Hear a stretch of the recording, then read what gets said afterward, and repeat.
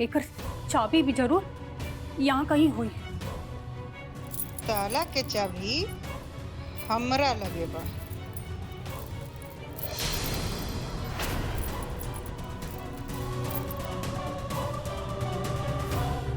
चैताली, इतना रात के कहाँ जाते रहो? हम कहाँ जाए माई? हमरा के तो लागल के दरवाजे पे केहू बात, तो हम उहे देखत रहनी। अच्छा, ई बैग लेके अइलू हो देखे खातिर कि दरवाजे पे के बा? का भाई बैग में? बैग में कुछ नहीं है माई। इता हम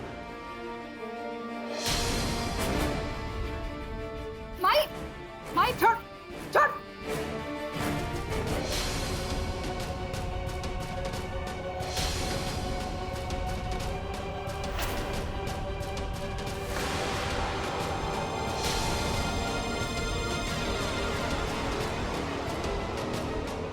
इस सारा गहना और कपड़ा लेके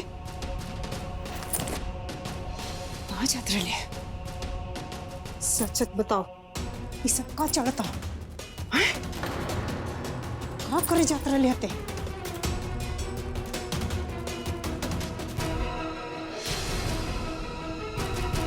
हम का करती माई? आज हमार कारण ये घर में इतना बड़ा तमाशा भाई। हमार माई जहर पी लेलस और तो और मिथिलेश भैया के भोला जी की बहन के संगे जबरदस्ती ब्याह करे के पड़ता। इस सबके जिम्मेदार हम हैं। यही से हम सोच रहे कि गहना शहर ले जाके बेच दी और जो हम रुपया मिले वो रुपया देकर चुपचाप गौना करा के अपने घर चल जाए। हमारे कारण कि घर में और कलेश ना हो।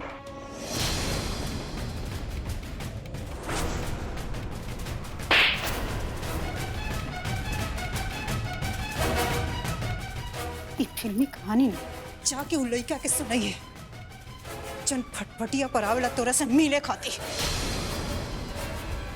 चोरे चो का ना कहीं तोरा खाती।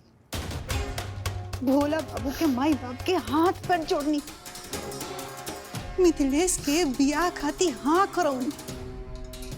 अरे अपना हाथ पे गरम तेल गिरा के अपना आप के जरा ले और तो और जार पे ते हमार बेटी होगी। हमरे के डस ले ले। और तुरंत तुमको बुझाता है कि गहना के बेच देते तो तोरा ससुराल वाला के हम काम मुँह देखती। तू लोग के संपत्ति हुए। अरे ये सब करे से पहले हमारे बारे में तो सोच लेते, बाकी ना ते तो अपना मन के हईस। एक बात कान खोल के सुन लेते, हमू तोर माई है। अगर आज के बाद ये घर से तो टंगड़ी निकल तो ऊपर से नीचे ले चाम छीन दे। गुस्सा भरल बा। चाची, चाची कुछ बोल बका? इतना रात हो गई, चैताली के डाटा तरू। अरे देखा रो तरी का कोनो बात बका? हाँ? अरे बेटा तू ही समझाओ एक दिमाग खराब हो गई बा। कह दिया कि हम शहर जाए, नौकरी करे, अपना खाती पैसा जमा करके ससुराल चल जाए। वही हम कहत रही है कि सब कोई लेके कहाँ जरूरत बा। समझाओ ना अपना बहन के। ठीक तो कहा तुर चाची। चैताली बहन, हम समझ सकिला तार दुख के। ब्याह के लिए इतना साल हो गई, पैसा के भाव में हम तार गाँव ना करा पाए। देखा बहन है ना, देखा ए, मत रो ले। तार भाई जब ले जिंदा बा ना, तारे कोनो दुख ना हो। और चाची कितना रात हो गई बेटे, अभी ले जागल बढ़ जाए। चला चल के सुत रहा। सुना डॉक्टर कहले बता रहा कि आराम करे के। चाची कुल छोड़ छाड़ के जाके तू आराम करा, कुल चिंता छोड़ा। हम सब ठीक कर दे माँ। हाँ बेटा जाता चला।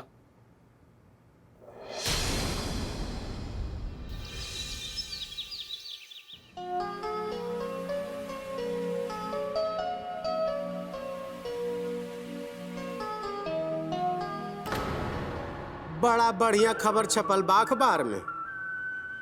का खबर छपल बा? छपरा के लड़की घर में रह के पढ़ाई कैलस, सिविल सर्विसेज में टॉप कैले बिया। कितना सुंदर बात बा। घर में रह के टॉप कैले बिया। वैसे रितु बेटा, पढ़े वाला तो कहीं भी रह के पढ़ सकेला। और तो सब जानता कि हमार रितु बिटिया कितना होशियार बा। घर में रह के भी रितु बेटा जिला जवार शहर में टॉप कर सकेला। ए बहना, सही कहा था नीनू। अरे हमरा से का पूछा तारे? हमसे भी ज्यादा समझदार और ज्ञानी लोग बाई घर में। अब जब केहू के अपन पैसा लुटावे के इतना शौक बा तो एमे हम का कर सकेनी? हाँ,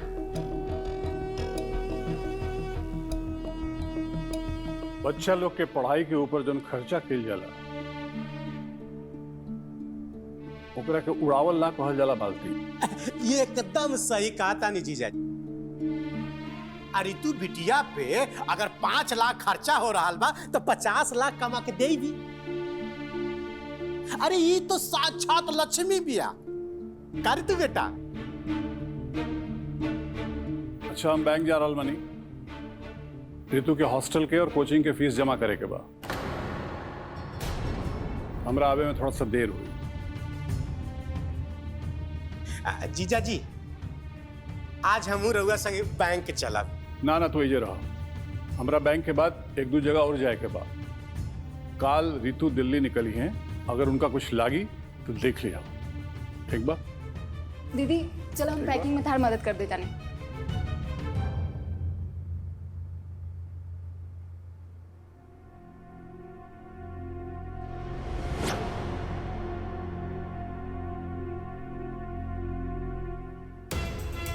अरे बहना, देखा तारू जीजा जी कितना बेचैन बारे। ऐसा लागत है रितुआ के ब्याह के तैयारी चल रहा बा। अगर काल कहूं रितु दिल्ली चल गई तो साफ सत्यानाश हो जाए। ठकुराइन हमरे के हवेली बुलौले बाड़ी। हम तो जाता नहीं, पता ना हमरे साथे का होई। हे भगवान, हमार रक्षा करिहा। अपन ख्याल रखब जी। अरे शुभ शुभ बोल, आप रक्षा करिए। हाँ, शुभ का बोलनी है?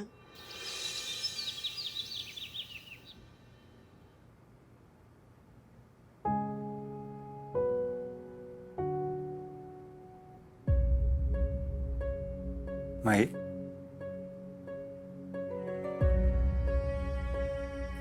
माई हमरा पता बाटे कि तू काहे हमरा से नाराज बैठो।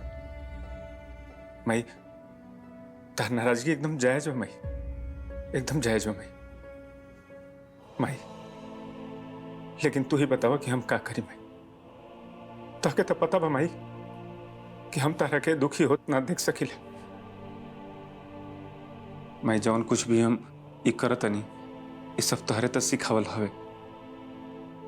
माई, अगर तू हमारे से ये समय नाराज हो जीबू तो हम तो एकदम अकेला पड़ जी भाई, एकदम अकेला पड़ जी भाई। और ये समय हमरा के तारा सहारा के बहुत जरूरत है भाई। हम तोरा से नाराज नहीं की बेटा।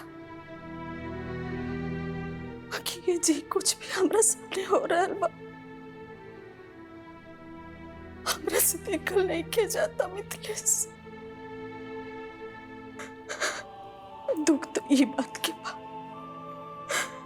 कि हम चाह के भी कुछ ना कर सके। माई देखो, माई सब दिन एक समान ना होला। ये सब समय के हेर फेर।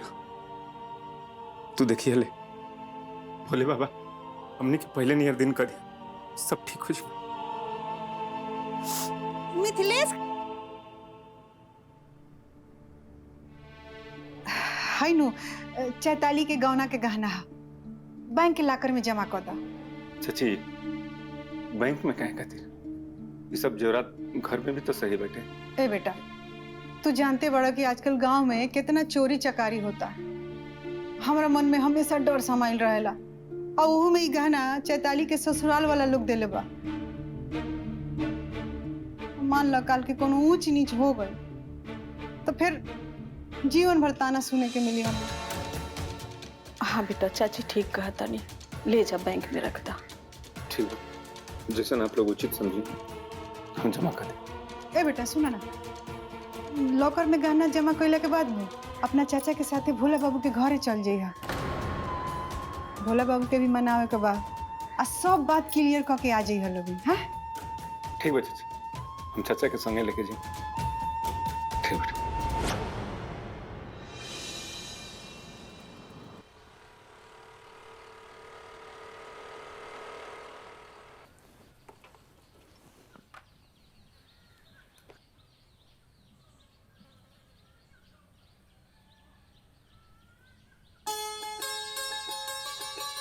अरे मिथिलेश कैसन बड़ा तू? जी प्रणाम। खुश हो? आपके आशीर्वाद से सब बहुत बढ़िया। आज ऐसा बैंक में कोनो काम रहेगा? जी दरअसल बात ही रहा कि हमारा बहन के कुछ गहना बटे वो बैंक के लाकर में जमा करावे खातिर। अच्छा अच्छा अच्छा। आप पैसा कैसे? अरे भाई हमरो पैसा जमा करावे के रहे। उमर बड़की बेटी बिया नु। जी जी। जरा तू आग से बचौले रहला, वो पढ़े में बहुत तेज बिया। ओकर जिंदगी के सपना बा कि हम वीडियो बनी, यही खातिर वो दिल्ली जाती है पढ़े खातिर, तो ओकरे पैसा हम जमा करावे रही। जी ये तो बहुत बढ़िया सोच बैठे। अगर देखा जाओ तो आप नियर अगर पिता हर घर में हो जाओ, हमारा वजह था कि हर घर से वो लड़की अफसर बन के निकली। जी वैसे उनकर नाम का बटे? ओकर नाम बा रितु।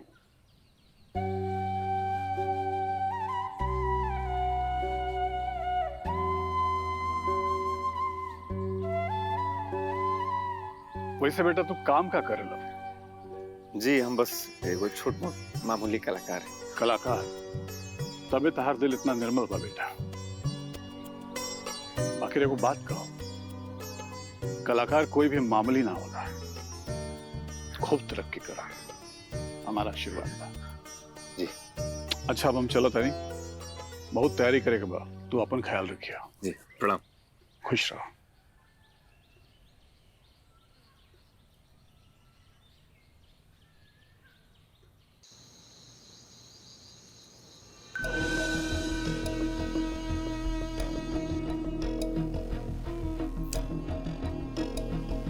ठाकुराइन, हम रउआ के आदेशानुसार ऋतु के रोके खातिर दिन रात एक कह देले बानी। काम थोड़ा मुश्किल बा, बाकी हमरा के अपने ऊपर पूरा भरोसा बा कि हम कुछ भी करके ये काम करके रहा। रउआ निश्चिंत रही।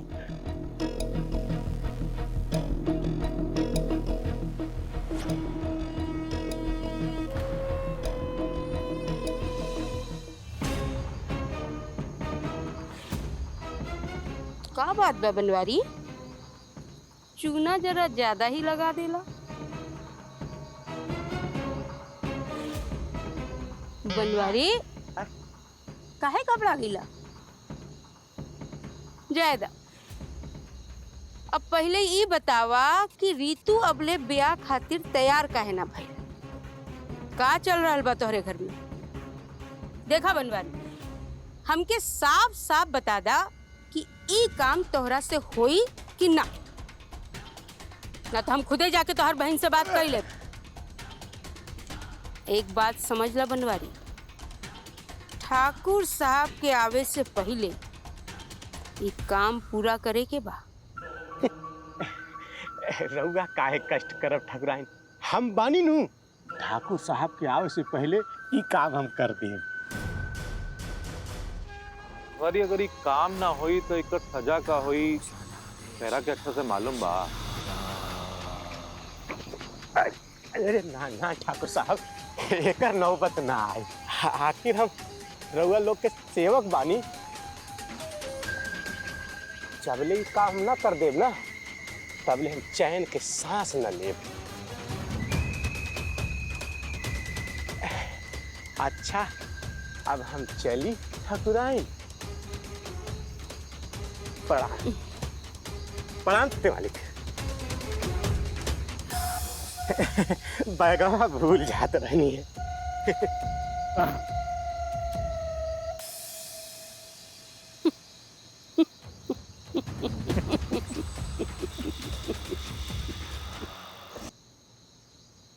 इतना कुछ भइला के बाद अब का करे बड़ तू लोग? हाँ? आखिर समाज में हमारो कोनो इज्जत बा, मान मर्यादा बा? देखिए, वो दिन जौन कुछ भी भइल ओकरा खातिर हम हाथ जोड़ के आप लोगन से माफी मांगत हूँ। जौन भी भइल ओकरा के हम बदल तो ना सकिला, लेकिन हाँ आप लोगों से एगो विनती करतनी कि पुरान बात के भुला दीजिए आप लोग। कौन कौन बात के भुला जाई मिथिलेश? ई कहाँ के रीत बा कि पहले घरे बोला के बेइज्जती करा अब बाद में धीरे से माफी मांगला? ना ना माँ जी, ऐसा कोनो बात नहीं की। आप बिल्कुल सही कहते नहीं, लेकिन सच बताई तब आपके इज्जत के मान बढ़ावे खातिर ही तो हमने के आपके द्वार फाइल बनी जाए। और हाँ, हम कोमल से ब्याह करे खातिर तैयार बनी। मिथिलेश बेटा, बियाह के फैसला लेवे से पहले एक बार फिर सोच ला, काहे से कि बार बार बेइज्जती सहे के अब हिम्मत नहीं खे हमनी के अंदर। अम्मा जी, फैसला हो गइल बा। हम अपना घरे वचन दे के आइल बानी। और हाँ, आप लोगन से एगो विनती बा कि पुरान बात भुला करके आगे बढ़ल जाए। अरे ना बेटा, लड़का होके बार बार हाथ जोड़ल अच्छा ना लागेला। और ई बुरा मान के कोनो हमनी के जंग थोड़ी जीते के बा। हमनी के तो ये इच्छा बा कि बाल बच्चा के घर गृहस्थी बसल रहे। खैर बहुत अच्छा बा, कम से कम तू तो समझदारी देखौला और ये बियाह खातिर राजी हो गईला। अब आगे जैसन रउआ लोग के आदेश होई वही हिसाब से काम करल जाए। अरे समधी जी, पहले ही बहुत देर हो गई बा और समय नष्ट कईल ठीक नहीं खे। हम तो कहा तानी कि काले छेका कर देवे के। ठीक बा। समधी जी, हम काल चाहत रहनी कि छेका के पहले अगर मिथिलेश कोमल के देखल चाहस तो हम बोला देतानी। ना अम्मा जी, अब देखला की जरूरत ना पड़ी। बस आप लोग ब्याह की तैयारी करें। हाँ हाँ, माई ठीक कहा ताड़ी। मिथिलेश भैया, रउआ कोमल से एक बेर। अरे भोला बेटा, ठीक तो ठीक बा समझी जी, हम रउआ लोग के कल इंतजार करब। चला तनी, प्रणाम। प्रणाम।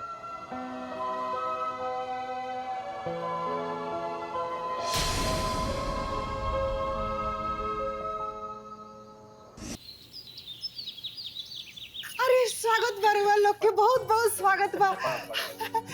बड़ा शुभ दिन आइल बा हमरा घरे। कितना भाग के बात बा कि रउआ लोग के घर से हमनी के घर के रिश्ता जुड़ता। बैठी बैठी लोगिन, बैठी लोगिन। प्रीति बेटा, बैठी आप लोग बैठी। अरे चाय नाश्ता पानी ले आओ ना। और आवे में कोनो दिक्कत ना होइला? हां, आ कोमल बेटी के का हाल बा? शरबत पी लोगिन। ले समझे जी। बोला बाबू।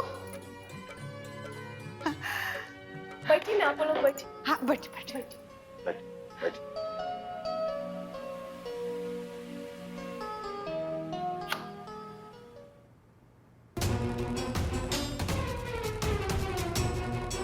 भोला जी। मिथिलेश भैया, अभी भी समय बा। हम तो कहता नहीं कि आप अपने निर्णय पर एक बार फिर से विचार कर ले। काहे कि हमारी समझ से तब ये रिश्ता एकदम बेमेल बा। और भैया, हम अपनी बहन के बहुत अच्छे से जाने ली। ये शादी निभ नहीं पाई, रउआ ही शादी से मना कर दी बस। भोला जी, हम समझ सकिला कि आपके ऊपर का बीतत है या आप हमारे बारे में का सोचत है, लेकिन भोला जी अब सोच विचार करे खातिर बहुत देर हो गई बा। देखिए, हम अपना चाची के वचन दे दिले बानी और अब हम पीछे कदम ना ले सकी। देखिए, सबकर भला यही बा कि बिया होके दी। कहे से कि अगर आज हम इस शादी खातिर मना करम ना तो हमारा बहन चैताली के गौना ना हो पाए। और हाँ, अब हमारा जीते जी ये हो ना सके। ठीक बा भैया, अगर ऐसी बात बा तो हम तहरा के वचन देता नहीं कि अगर चैताली का गौना ना भई तो हम दूसरी शादी कबो ना करब। बस रउआ कैसे भी ये रिश्ता ना करी।